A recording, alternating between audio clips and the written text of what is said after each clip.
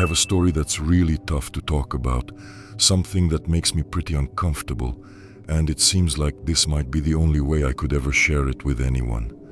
So, we had this big, happy family where everyone loved each other, and we had lots of good times. Our family was huge, with lots of aunts, uncles, and cousins, including kids my age. Altogether, there were about 30 of us who hung out a lot and were super close. But unfortunately, not everyone in our family had the best intentions, and that's where my story about Uncle Ron starts. For a long time, Uncle Ron wasn't around because he was in jail. I didn't know why back then, since I was just a kid, and grown-ups think kids shouldn't hear about that stuff. He was always the one who just couldn't get it together, even though our family tried to help him out. From what I heard, he didn't really try to help himself. Family members offered him places to stay, but he'd do drugs there. They got him jobs, but he'd from his work. That's just how he was. His release from prison was coming up just after Christmas. Where we lived, it was super cold in the winter, and it would have been pretty mean to leave him on his own. Everyone was tired of his actions, but nobody wanted to see him in trouble again, or even worse.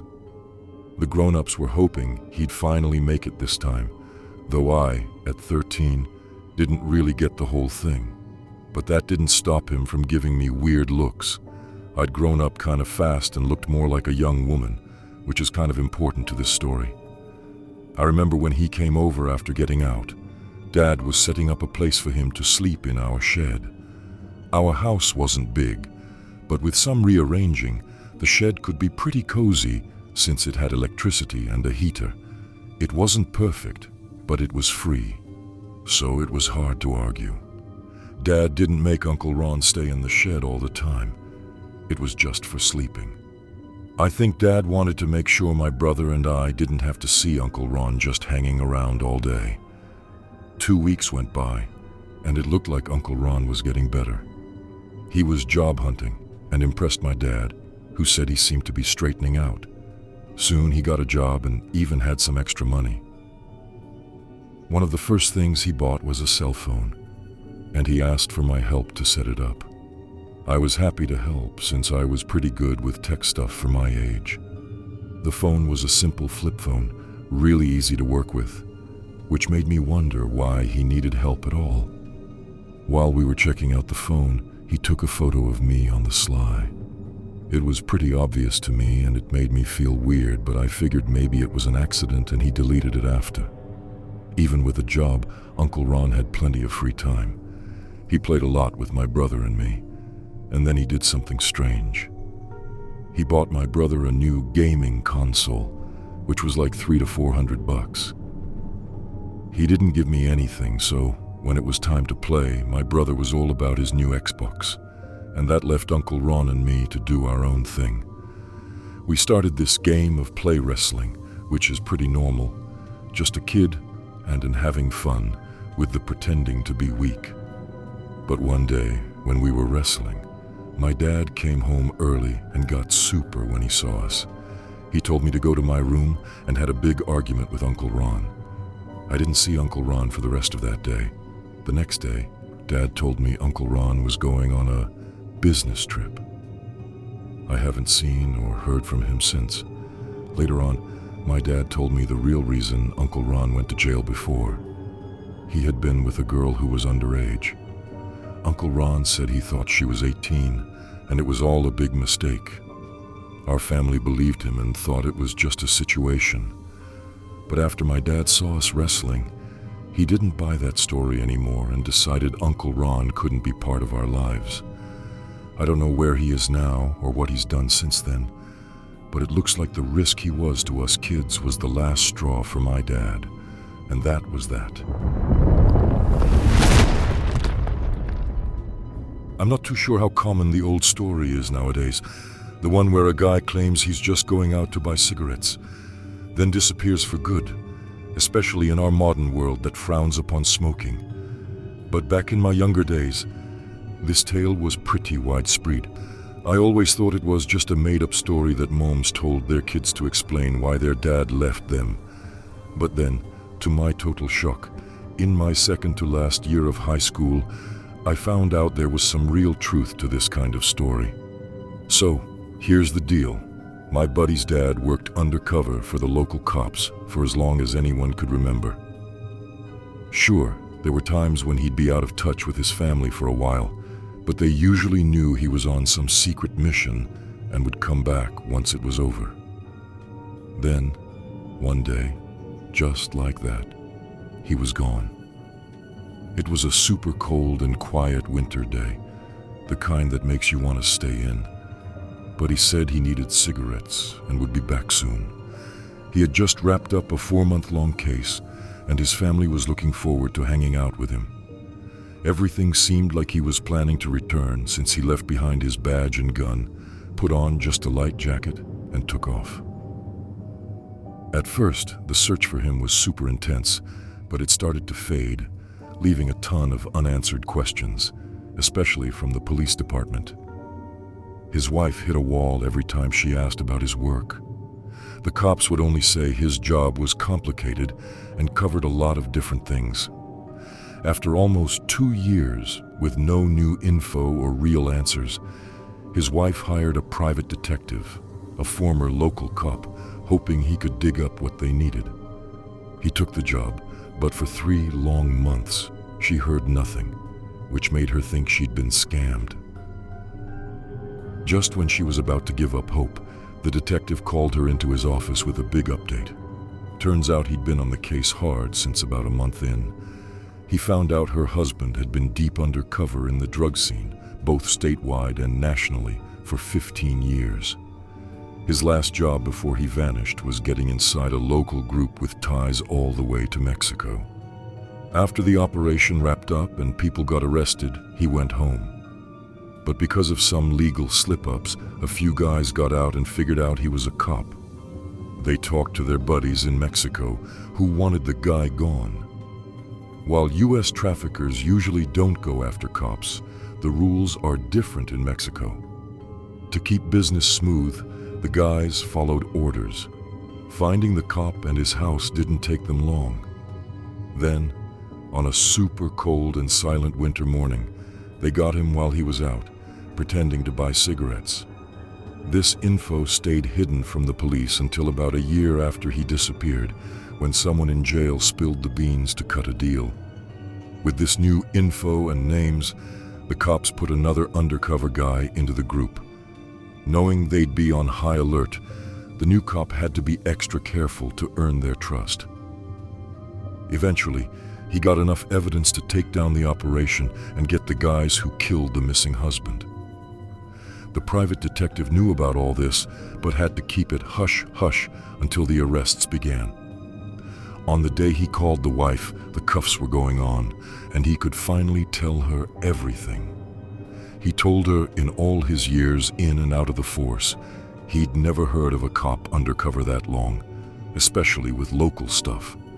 Some other drug officers hinted off the record that her husband had tried to get out of undercover work, but his requests were always blocked. Along with all this, the detective reminded her that the police don't usually own up to their own mess-ups, and she shouldn't expect them to say they were wrong about her husband's death. She took this to heart and thanked the detective for sticking with it. In the weeks that followed, they found her husband's body, and he got a proper funeral, which I went to. The mood was kind of mixed. Everyone had pretty much given up on him being alive, and they were just glad to have him back and to know what really happened. I was about to head off to college and would lose touch with my friend, but I kept an eye on the case. I was happy to hear that the guys who killed my friend's dad got what was coming to them. I really hope they're getting what they deserve. At the time, I must have been around 14 or 15 years old, although the exact age eludes my memory. Moreover, in the neighborhood where I lived, there was a man who stood out due to his odd behavior. Everyone in the area called him Crazy Mike, and truly, he was as strange as they come. Nevertheless, let's put a pin in the topic of Mike for a moment. Additionally, I had a buddy who was known for causing a bit of mischief. Let's him Charlie in this narrative. Significantly, he was the archetype of a fearless friend, always leading the charge into exciting escapades. There came a span of time, perhaps a few months, during which Charlie and I were inseparable, and it was undeniably a fantastic time. One of our favorite pastimes was to head into the woods close to our homes, which teemed with all sorts of wildlife. Indeed, these woods were open to anyone who wished to explore, allowing for endless trekking adventures. Our houses were nestled on the side of a mountain, and our routine involved hiking up the mountain and then making our descent when we felt satisfied with the day's journey. Upon returning, we typically chose the regular roads for our route back because it proved somewhat easier. Charlie's home was situated a couple of streets beyond mine, so I would walk him home and then continue on my way alone. I vividly remember one day when we decided to take a path through a creek. It is essential to point out that the weather was quite chilly, with snow covering the ground and much of the water transformed into ice. At some point, we had the rather imprudent idea to walk on the ice, and predictably, we ended up falling through. Although the water was shallow, barely reaching our chests, we were thoroughly drenched, and the temperature hovered around 5 degrees Celsius amid the snowy environment. However, as young and daring as we were, the cold didn't faze us in the least. We persisted with our hike, soaked to the skin as we were. Whether it was a natural resilience to the cold or perhaps the rush of adrenaline, we felt surprisingly okay. We continued our trek for a couple more hours that day, until I finally managed to persuade Charlie that it was time to head back. Consequently, he concurred, and we commenced our usual route home. Nevertheless, it was at this juncture that I started to experience an intense chill. I was acutely conscious of my body's warnings and the potential risk of hypothermia setting in. When we reached Charlie's house, he kindly offered me the opportunity to come inside and warm up a little. Just as we were about to enter, my mother's interrupted us. She was extremely agitated because I hadn't responded to my phone for over an hour. Despite my attempts to elucidate the situation, she adamantly and quite vociferously demanded I come home right away. Hence, I had no choice but to continue my freezing walk home. Now this is where Crazy Mike re-enters our story. He resided just one road above mine, and by cutting through a part of his property, I could trim about 10 minutes off my journey. He had erected a large fence, as had his neighbor, with a narrow path wedged between them. Driven by a desire to get home and warm up, I decided to take a shortcut through his property just this once. As I hurried along, out came Mike from his house, wielding an assault rifle and shouting furiously. In that moment, I spun around and bolted as fast as I could, all the way to my own home, where I relayed the terrifying encounter to my mother. She was skeptical of my story, thinking I was embellishing, and reminded me that it was improper to trespass on others' lands. Subsequently, my curiosity about Crazy Mike grew, and I began to ask the local folks about him.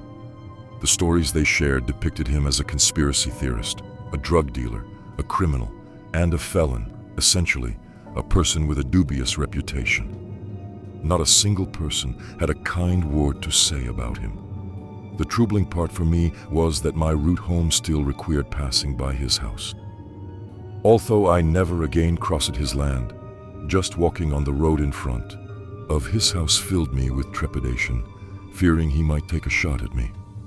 Despite my apprehensions, I persisted in my hiking adventures with Charlie, and after several trips without incident, I held on to hope that the situation with Crazy Mike had de-escalated.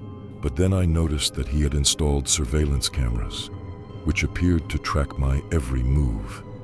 These cameras were manually operated, not motion sensitive, indicating that Mike was intentionally watching me each time I walked by.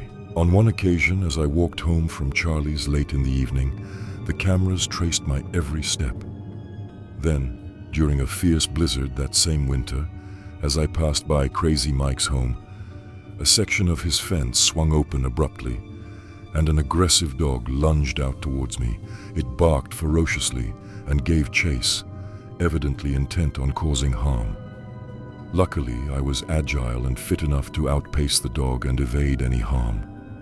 A few weeks later, a change came about when my family relocated to another state, prompted by my mother's new job opportunity, ending my encounters with Crazy Mike.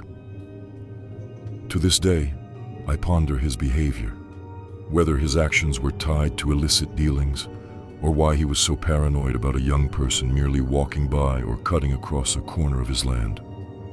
From time to time, I reach out to Charlie on Facebook to inquire about any news on Crazy Mike, but it appears that nothing has changed. If there's a takeaway from this experience, it's the wisdom of avoiding unpredictable individuals whenever feasible. Sometimes, just passing in front of their house can trigger an unwarranted and extreme response.